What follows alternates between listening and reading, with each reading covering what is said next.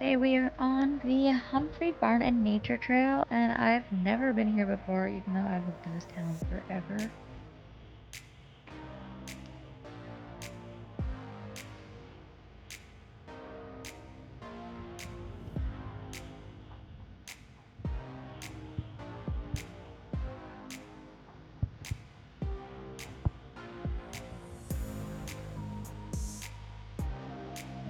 This location offers 5 hiking trails, and I chose to take the moose tracks.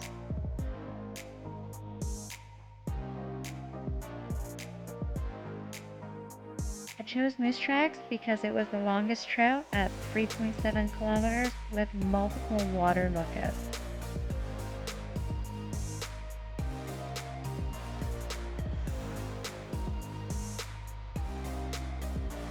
If you're passing through the Humphrey Sound area, I suggest checking this out.